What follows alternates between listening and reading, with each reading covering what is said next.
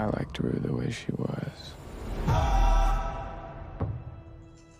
The longer you use, all the chemicals in your brain that make you feel good start to weaken and wither.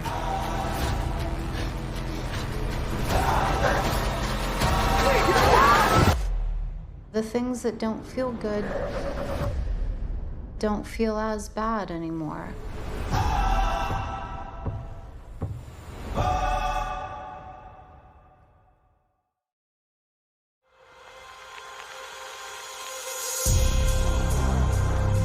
There's so much between Cassie and Maddie. I mean, it's been a very bittersweet, heartbreaking storyline. Off-set, Alexa and I love hanging out, we're best friends. And then we go on set and we have to, like me, I have to have so much anxiety as Cassie because Cassie knows at some point it's going to come out. She is so guilty, and that's where all of her anxiety comes from. She always like this? No, but when she drinks, she's just tragic. The birthday there's a lot of different elements to the birthday party. So you have, you know, Cassie giving Maddie this beautiful book, like showcasing their friendship, and it's kind of an emotional moment. At this point, Maddie doesn't know that Cassie has been hooking up with Nate. She loses herself to love, like friendship doesn't matter anymore. And then obviously it becomes a nightmare situation. It's funny how sometimes things come together for a scene like these set pieces like Maddie's birthday. Sometimes it's very planned. It can kind of come together in improvisational way. Maddie's dress, we knew we wanted to use something by Marc Jacobs. A friend of mine, Devin Lee Carlson, did a collaboration with Marc Jacobs. So she sent that to us. And it has the little M's here, which is for Mark, but also works for Maddie. And then for the swim, we actually had another swimsuit planned. I always have extra stuff in my back pocket. Like, you have to have stuff to go to because you never know what's gonna happen. And that pink suit was actually something that was like in my back pocket. A lot of girls these days are doing under boob, and so that's a thing.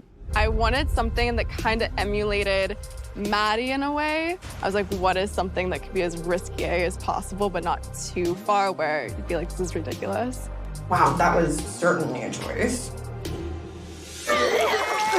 Oh God, the vomit. The fact that I get to work on a show that can at once handle very tense and thriller-like darker moments, but then also turn around and have a hot tub scene where like I get to, you know, play a little more with the comic timing and just find those little gems where let's say the way that Maddie delivers the like have my babies is like just the right kind of delivery for inducing projectile vomit from Cassie. Please, when I go to college, move with me, marry me, have my babies.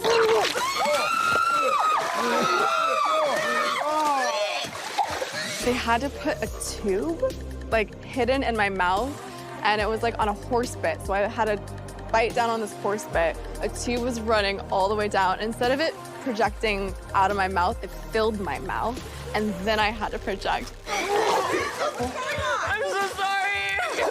So I was so worried I was actually gonna vomit with the fake vomit, and it was so gross.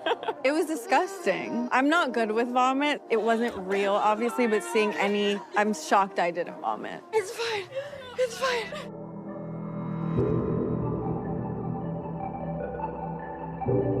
Episode 4 montage, I really like kind of iconic images of our characters in a setting that's not totally real or in a light that's not totally real. You know, towards the end of episode 4, it feels like it's a turning point in the series and the trajectory of the characters. I really wanted to allow for this certain kind of mystery inside the characters to sort of be alive. Our inspiration for that were like Mexican murals. Mexican murals from the sort of turn of the century, Cassie with all the flowers. It became a way for us to sort of to be inside of their worlds without having to break down everything on a logical level, and to kind of to allow for a slightly more metaphysical perspective to take over the show. It became a way of sort of exploring that on a visual level as opposed to just words, words, words. I've always been with you, from before you were born until after you're gone. This season, I wanted to kind of bring in a little bit of this other world, this spirit world.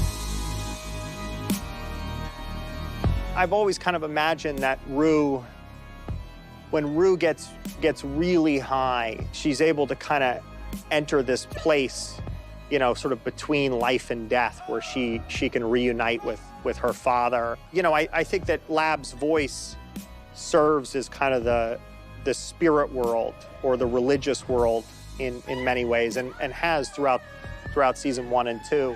And so I thought, well, why don't I just allow him to be there and just let him sing. I think it's on season 1, it was more of a magical, ethereal, otherworldly kind of tone, and now it's becoming kind of quite spiritual. There's a few scenes where, where you're really seeing like someone kind of searching spiritually. Rue is someone who is in deep pain, unresolved grief and unresolved pain that she just doesn't know how to deal with. And so when we shot that, the whole narrative of the season kind of clicked, and it really started to crystallize the idea that, you know, this is a girl who lost her dad. You know, that might not be the source of all of her problems, but it's a big loss. There's a kind of an endless yearning that she has to be with him and to be reunited with him. I'm always with you.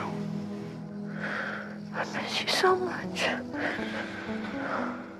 I just miss you so much, Dad.